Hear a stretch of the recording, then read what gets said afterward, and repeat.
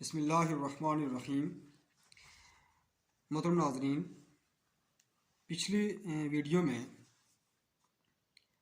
نے آپ کو یہ بتایا تھا کہ انجینئر محمد علی مرزا نے مناظرے سے کیوں رائے فرار اختیار کی اور اس کی وجوہات کیا تھی۔ اس ویڈیو میں آپ کو یہ بیان کروں گا کہ علی مرزا کے عقائد و نظریات کیا ہیں اور علماء امت اور پاکستان ہندوستان میں تمام مکاتب کے علماء انجینئر محمد علی مرزا پر کیوں تنقید کرتے ہیں اور اختلاف کیا ہے۔ اس سے پہلے کہ عقائد و نظریات بیان کروں، مرزا صاحب کا ایک مذہبی ایک تسلسل ہے۔ وہ پہلے بریلوی تھے، بریلوی مکتب فکر کی ایک جماعت دعوت اسلامی ہے، اس میں وہ سرگرم رکن تھے، کارکن تھے، ایکٹیوسٹ تھے۔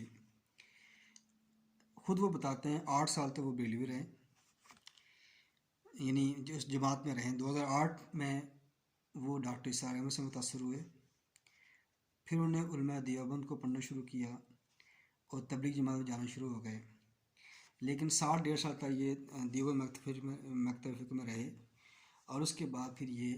اہل حدیث علماء سے متاثر ہو کر اہل حدیث ہو گئے۔ اہل حدیث علماء سے جن کا واسطہ پڑا تو یہ وہاں بھی کچھ مطمئن نہیں ہوئے، لیکن انہوں نے مسلک اہل حدیث قبول کر لیا تھا، اور یہ ان کا موقع یہ ہے کہ اہل حدیث ہی حق پر ہیں۔ البتہ اہل حدیث علماء میں جس عالم سے انہوں نے زیادہ فیض حاصل کیا ہے وہ حافظ زبیر علی زئی ہیں، جو اب وفات پا چکے ہیں، اور اس کے علاوہ مولانا اسحاق صاحب جیلمی، مولانا اسحاق صاحب فیصل آباد کے، ان سے بھی ان کی ویڈیو سنتے رہیں گے، کچھ ان کتابیں پڑھی انہوں نے۔ تو انہوں نے پھر اہل حدیث مسلک میں رہ کر حافظ زبیر علی زئی سے علم سیکھا، مختلف چیزیں پڑھتے گئے، اور ساتھ ہی یہ انہوں نے رائے قائم کی کہ یہ تینوں فرقے ہیں، اور تینوں فرقے جو اہل بیت ہیں ان کے بارے میں نہ تعریف کرتے ہیں، نہ ان کی صحیح حمایت کرتے ہیں، اور اصل تاریخ بیان نہیں کرتے اور حق بات چھپاتے ہیں۔ تو انہوں نے پھر یہ کیا کہ یہ موقف اپنایا کہ میرا کوئی مسلک نہیں ہے، اور اپنا نام رکھ لیا مسلم علمی کتابی۔ اب میں ایک بات آپ کو بتا دوں، انجینئر محمد علی مرزا صاحب علم دین کے لحاظ سے طفل مکتب بھی نہیں ہیں، لیکن طفل مکتب کہنے میں کوئی حرج نہیں ہے، اس لیے کہ ہر مسلمان اسلام کا طالب علم ہے، تو وہ ایک طالب علم تو ہو سکتے ہیں، لیکن مسلم علمی کتابی کہنا یہ معمولی بات نہیں ہے، یہ اپنے آپ کو بہت بڑا سمجھنے کے مترادف ہے۔ مسلمان تو ٹھیک ہے، جو بھی انسان کلمہ پڑھتا ہے مسلمان ہے، ہم سب مسلمان ہیں۔ علمی، پچھلی ویڈیو میں نے کچھ وضاحت کی تھی کہ علم دین کتنا مشکل ہے، اور اس میں کون کون سے علوم سیکھنے پڑتے ہیں۔ اور کتابی، یعنی کتابی وہ ہوتا ہے جس نے بہت کتابیں پڑھی ہوں، اور مرزا صاحب کے بارے میں نے آپ کو بتایا ہے کہ ان کی جو مطالعہ ہے کتابوں کا وہ ترجمے کی حد تک ہے، وہ بھی سب کتب کا مطالعہ نہیں کیا، بلکہ اردو میں جو کتابیں شائع ہوئی ہیں وہ بھی بعض کتابیں اتنی مشکل ہیں کہ وہ سمجھ نہیں سکتے۔ مثال کے طور پر ہندوستان کے بہت بڑے عالم دین گزرے ہیں، حکیم الامت مولانا اشرف علی تھانوی رحمۃ اللہ علیہ، ان کے خطبات ہیں 20 جلدوں میں، وہ اتنی ثقیل اردو میں انہوں نے خطبات دیے ہوئے ہیں، اور ان کی تحریریں انتہائی مشکل ہیں، فارسی کے الفاظ یوز ہیں، عربی کے الفاظ استعمال ہیں، اشعار فارسی کے استعمال ہیں، تو وہ بعض اردو کی کتابیں بھی مرزا صاحب سمجھ نہیں سکتے، لیکن اپنے آپ کو وہ کہتے ہیں کہ میں مسلم علمی کتابی ہوں۔ اب ان کا معاملہ کیا ہے؟ ان کے عقائد و نظریات بیسیکلی امت مسلمہ میں اسلام کے شروع کے ادوار میں جو صحابہ کے درمیان اختلافات ہوئے، جنگیں بھی ہوئی ہیں، پھر واقعہ کربلا ہوا، اس میں امت کے اندر ظاہر اختلافات ہوئے، تو انہوں نے اپنی رائے قائم کی،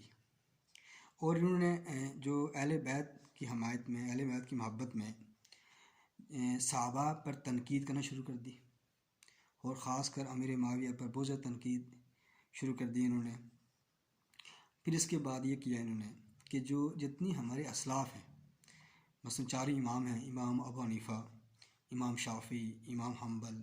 امام مالک، اس کے علاوہ اور جو علماء، امام غزالی، ابن تیمیہ ہیں، ہندوستان میں امام ربانی، حضرت مجدد الفسانی رحمۃ اللہ علیہ ہیں، شاہ ولی اللہ ہیں،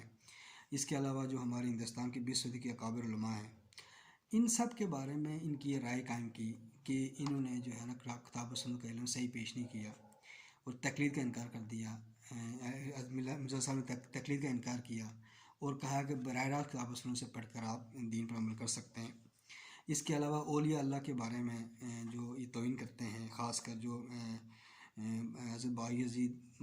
بسطامی، شیخ عبدالقادر جیلانی ہو گئے، اس کے علاوہ حضرت علی حجویری رحمۃ اللہ علیہ،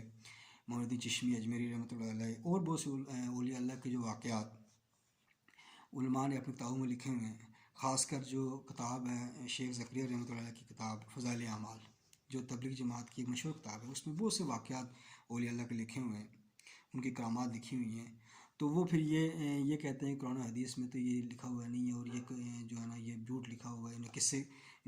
گڑے گئے ہیں، اور یہ لوگوں کو گمراہ کرتے ہیں، اور اس طریقے سے جو ہے نا آلموسٹ تمام امت کے اکابر،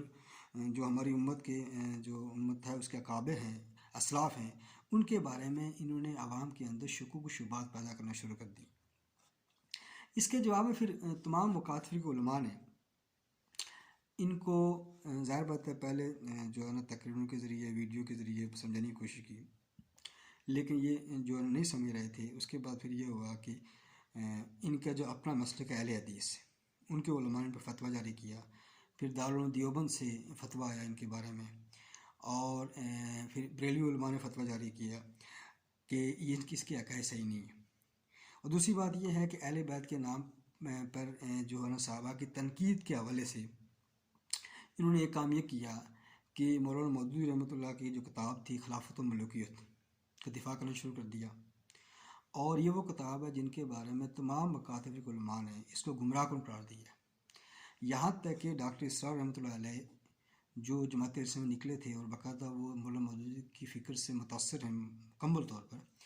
انہوں نے بھی اس کتاب کے آخری حصے کو گمراہ کن قرار دیا جس میں انہوں نے صحابہ پر تنقید کی۔ اس کے باوجود جو ہے یہ جو ہے نا باز نہیں آئے، اور اپنی ویڈیو کے ذریعے یہ کہتے ہیں کہ میں چیلنج کرتا ہوں علماء کو، علماء کے پاس جواب نہیں ہے، میں نے فرقہ واری ختم کرنی ہے۔ لیکن یہ خود اہل حدیث ان کا مسلک ہے، اس کا ان کا فرقہ ہے۔ کہتے ہیں یہ کہ میرا کوئی فرقہ نہیں، لیکن یہ کہتے ہیں کہ میں منہج اہل حدیث پر ہوں۔ تو اب ظاہر بات ہے کوئی بھی فرقہ اس کا منہج تو ہوتا ہے، تو منہج اہل حدیث، اور یہ خاص کر عرب کا جو عالم دین گزرے ہیں محمد عبد الوہاب، جن پر علماء امت نے وہ تنقید کی ہے ان کے عقائد و نظریات کی وجہ سے، اور ہندوستان کے جو ہمارے دیوبند اکابر کے علماء ہیں، دیوبند اکابر ہیں، انہوں نے وہ تنقید کی ہے، بریلوی علماء تو بہت زیادہ تنقید انہوں نے کی ہے۔ تو یہ کہتے ہیں میرا تعلق کسی فرقے سے نہیں ہے، لیکن یہ محمد عبد الوہاب نجدی کو یہ مجدد مانتے ہیں۔ تو اب آپ یہ سمجھ سکتے ہیں کہ کیا مرزا علی کا یہ دعویٰ کہ میں فرقہ واری سے ہٹ کر بات کرتا ہوں، میرا کوئی فرقہ نہیں ہے، اور اس کے جو عقائد و نظریات ہیں، جو کتاب و سنت کی یہ تعبیریں کرتا ہے براہ راست قرآن و حدیث کی، اس سے واضح نظر آ جاتا ہے کہ اس کا مسئلہ کیا ہے۔ لیکن میرے خیال میں انسان کو حق گو ہونا چاہیے اور ان کو ماننا چاہیے کہ ٹھیک ہے میں اہل حدیث ہوں، اپنے علماء سے وہ اختلاف کریں، لیکن یہ کہنا کہ نہ میں بریلوی ہوں، نہ میں دیوبندی ہوں، نہ میں اہل حدیث ہوں، اور میں صرف مسلم علمی کتابی ہوں، تو یہ بات لگتی نہیں ہے، اور یہ بات جچتی بھی نہیں ہے مرزا صاحب کو۔ ان کو واضح کرنا چاہیے، لیکن وہ واضح نہیں کریں گے چونکہ انہوں نے ویورشپ بڑھانی ہے اپنی، ان کے لاکھوں ویور ہیں، اور وہ ظاہر بات ہے یوٹیوب بہت پاپولر ہیں، آلموسٹ 2011-12 سے وہ سوشل میڈیا پر آ رہے ہیں، اور اس طریقے سے جو ہے نا وہ جو اپنا وہ کام چلا رہے ہیں۔ علمی طور پر ان کا مقام کیا ہے میں نے آپ کو پچھلی ویڈیو میں بتا دیا تھا، اور جو لوگ اہل علم ہیں، جو لوگ علم دین پڑھتے ہیں، جانتے ہیں، وہ سمجھتے ہیں کہ انجیل علی مرزا صاحب کا علم سطحی علم ہے، اور انہوں نے ائمہ محدثین کو نہ وہ پڑھا ہے، نہ پڑھ ہی نہیں سکتے۔ ظاہر ہے وہ کتابیں عربی میں ہندوستان میں یا فارسی میں بکس ہیں،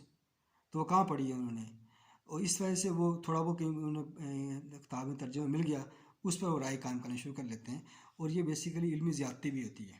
بہت سے عقائد کے حوالے سے کہ چشتی رسول اللہ نے پڑھایا ہوا ہے، اشولی رسول اللہ پڑھایا ہوا ہے، کوئی واقعہ ہوا ہے اس کو لے کر اس کو پروپیگیٹ کرنا، اور یہ علمی خیانت کے مترادف ہے۔